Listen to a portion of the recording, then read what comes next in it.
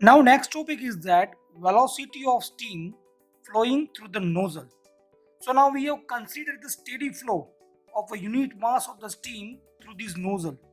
And let us consider that the section 1.1 refer to the inlet and section 2.2 is refer for the exit point of view. Okay, so let we have basic assumptions that let P1 is equal to inlet pressure of steam. Inlet pressure of steam. Okay અને inlet પ્રેશરનો આપણે steam કેમાં measure કરશું તો આપણે બારની અંદર measure કરશું. Okay નાઉ P C1 means inlet velocity.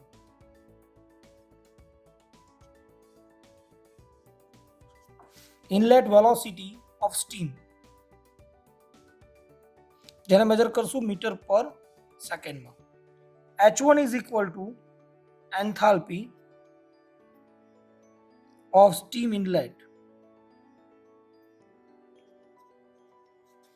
એને મેઝર કરશું આપણે મીટર ક્યુબ પર કેજીમાં. Then U1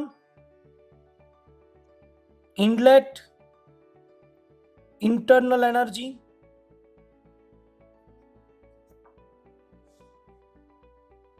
એને આપણે મેઝર કરશું કિલો જૂલ પર કેજીમાં. Okay then Z1 inlet elevation of steam mass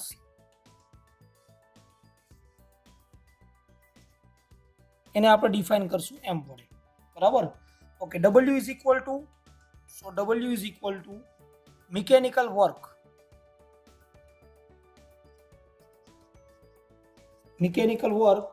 done by nozzle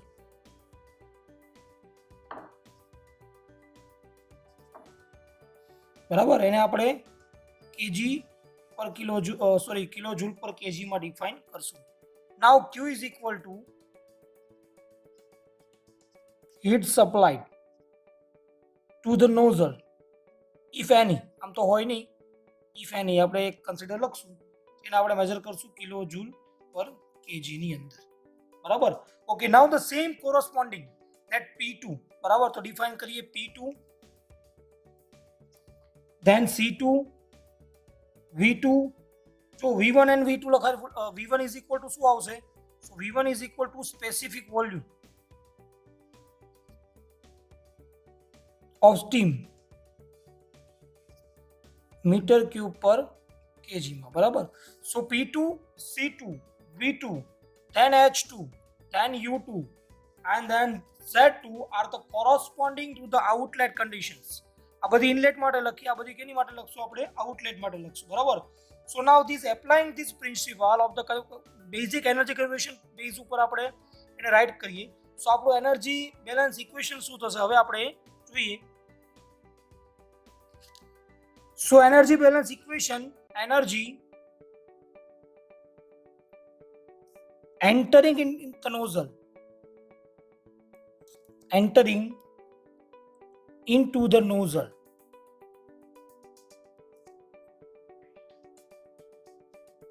and is equal to શું આવશે? બીજી side energy leaving the nozzle, energy leaving the nozzle. આ આપણું થઈ ગયું એનર્જી બેલેન્સ ઇક્વેશન્સ. બરાબર. ઓકે આપણી પાસે જે સ્ટેડી ફ્લો એનર્જી ઇક્વેશન શું છે આપણી પાસે એ જ અહીંયા લખવાનું છે. બરાબર.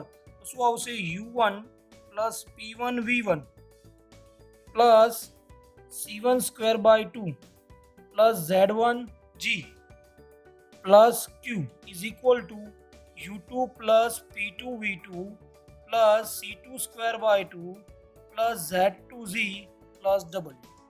That's called the steady flow energy equation because we have considered that here are the steady flow of the unit mass of the steam through the nozzle. Okay. Now we have know that as U1 plus P1 and U2 plus P2 V2, that's called the enthalpy difference. And U1 plus P1 is called H1 and U2 plus P2 V2 that's called H2. Barabar. So okay, here we write that H1 C1 square by 2 Z1G plus 2 is equal to H2 plus C2 square by 2 plus Z2G plus W. Okay. Now, in a nozzle, the change in the potential energy is negligible. So our Z1 and Z2 is equal to Q થઈ જશે same. So final equation is that H1 plus C1 square by 2 plus Q is equal to H2 C2 square by 2 plus W. Okay. Now heat is not supplying to the nozzle. જો આપણે કઈ જગ્યાએ heat supply કરતા નથી nozzle ની અંદર, બરાબર? So શું આવશે આપણું Q is equal to 0. Okay, and there is no mechanical work done by the nozzle. So also the work done is equal to 0. So our equation is that H1 plus C1 square by 2 H2 plus C2 square by 2. Okay, આ આપણું equation આવી ગયું. Okay, now આને થોડુંક આજે આપણે simplify કરીએ. આપણે C2 ને અહીંયા કરતા બનાવીએ બીકોઝ નોઝલ છે એટલા માટે, બરાબર? આઉટલેટ આપણી વેલોસિટી આપણી વધવાની છે એટલે આપણે outlet velocity point of view આપણે C2 ને કરતા બનાવીએ તો C2 square by 2 is equal to શું આવશે? H1 minus H2 plus C1 square by 2. Okay, now so our C2 equation is that C2 is equal to શું આવશે? Under root 2 H1 minus H2 plus C1 square. Now simplify kariye. So from these equations we can say that the gain in a kinetic energy between any section of the nozzles is equal to the loss of enthalpy. બરાબર? If the inlet velocity જે આપણી પાસે inlet velocity છે C1 એને આપણે કેવું consider કરીએ steam તો nozzle is negligible, it means C1 is equal to 0. So our final equation as C2 is equal to, and we have if the equation is a meter per second point of view, so under root 2 into 10 raised to 3 H1 minus H2 meter per second.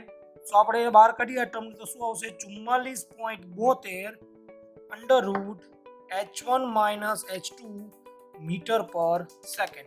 This is our equation of the enthalpy, our velocity equations, final velocity equation of the nozzle, બરાબર? So in actual practice there is always certain amount of the frictions is present between the steam and the nozzle surface. So this is a reduce the heat drop by its 10 to 15%, and thus the exit velocity of the steam is also required, also is reduced, barabar, correspondingly point of view. So if the flow is with the friction, then with the friction consider કરીએ આપણે suppose આના point of view, બરાબર? So condition value તો આપણે H1 અને H2 ને આપણે અહીંયા વેલ્યુ આપણે કન્સિડર કરશું, બરાબર? તો આ રીતે આપણે C2 ની ઇક્વેશન આપણે એક્ઝામ્પલ પોઈન્ટ ઓફ વ્યૂ આપણે હવે આગળ જોવાના છીએ.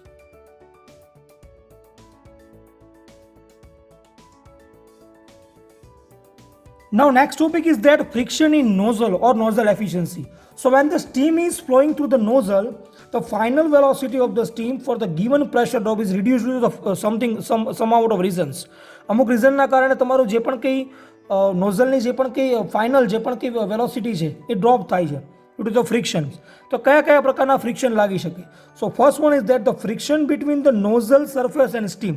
જે નોઝલની સરફેસ છે અને સ્ટીમ વચ્ચે કંઈક ફ્રિક્શન લાગતું હશે. Second one is that the internal friction of the steam in self. સ્ટીમનું અને પોતાનું કંઈક ફ્રિક્શન હશે. And third one is the shock losses, જે પણ કંઈ થાય છે એના કારણે તમારી જે પણ કંઈ ફ્રિક્શન અહીંયા લાગતું હશે.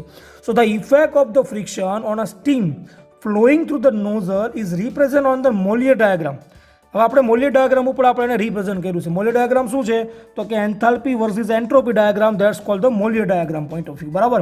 ઓકે, નાવ તમારી સ્ટીમ જો એક્સપાન્ડ થાય છે, so initial pressure P1, final pressure P2, 1 થી 2 ની અંદર તમારું કેવું થાય છે? એક્સપાન્શન થાય છે. So first of all locate the point 1 છે, બરાબર? For the initial condition of the steam, જે પણ કંઈ સ્ટીમની ઇનિશિયલ કન્ડિશન હશે, point 1.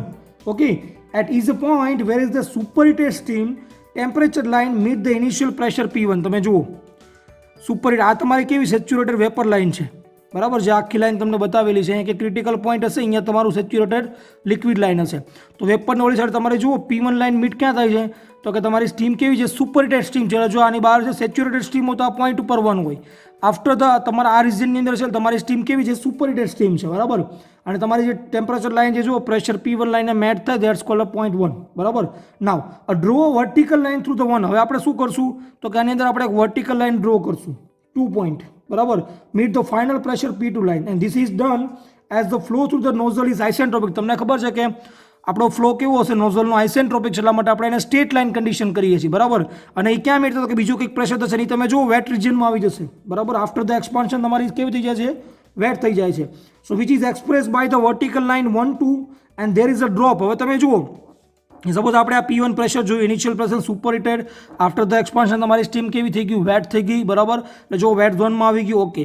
Now 1 2 is vertical isentropic છે, એટલા માટે આપણે વર્ટિકલ લાઇન લઈએ છીએ. તો હવે 1 અને 2 પોઈન્ટ પાસે આપણે મોલેર ડાયાગ્રામમાં ડિનોટ કરીએ, આપણી પાસે જો પ્રેશરની લાઇન આ કંઈક હશે, અહીંયા આ રીતે પ્રેશરની લાઇન બધી હોય, આમ તમારી બધી ટેમ્પરેચરની લાઇન હોય આ રીતે બધી, બરાબર.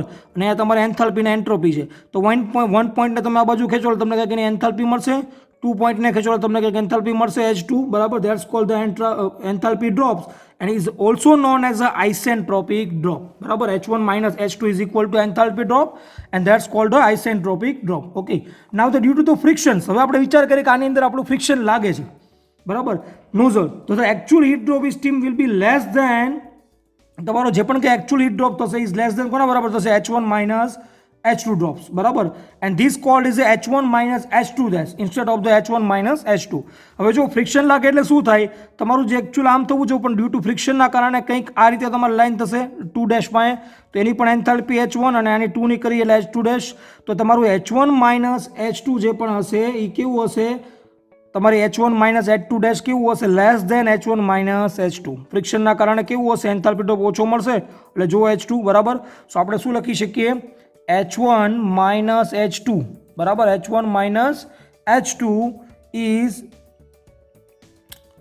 greater than H1 minus H2 dash.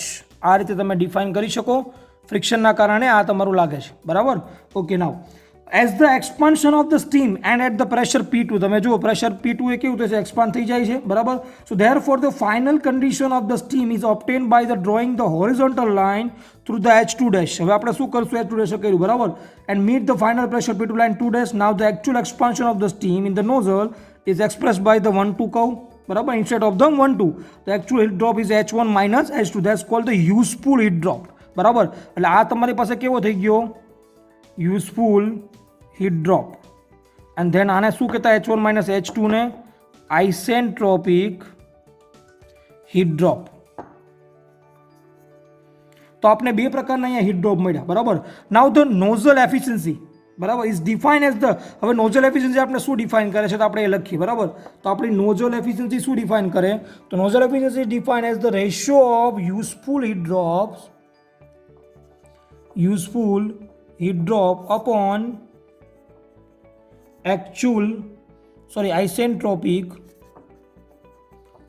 isentropic heat drop, બરાબર.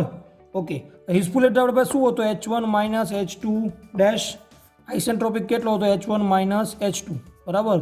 ધેટ્સ કોલ્ડ ધ એફિશિયન્સી, બરાબર. આને રીતે પણ લખી શકો તમે, C2 આપણે જો કન્સિડર કરીએ, બરાબર, તો તમે આ રીતે પણ એને ડિફાઇન કરી શકો, C2 dash square minus C1 square and C2 square minus C1 square, બરાબર. so if the C1 is small compared with the C2, the nozzle efficiency આપણે given કરવી હોય તો શું લખી શકીએ, ખાલી C2 dash square upon C2 square, બરાબર. so we can say from the figure that the dryness fraction of the steam at 2 dash is the greater than at point 2. તમે કહી શકો, જો 2 dash કરતાં કેવું greater than હશે, T વાળો, બરાબર. Okay, it is the obviously said that the effect of the friction is to increase by the dryness fraction of the steam. જેમ dryness fraction વધે એમ તમારું શું થશે, તમારું જે પણ કંઈ ફ્રિક્શન છે કેવું થશે, વધશે. so this is due to the fact that the energy loss in a friction is transferring to the heat which is tended to the dry or superheated steam, બરાબર. તો આ રીતે આપણે ફ્રિક્શન કન્સિડર કરીને પણ આના બેઝિક આપણે જે પણ કંઈ ન્યુમેરિકલ છે એ હવે આપણે આપણા નેક્સ્ટ જે પણ આપણે ન્યુમેરિકલ સ્ટાર્ટ કરશું ત્યારે આપણે આના સોલ્વ કરશું.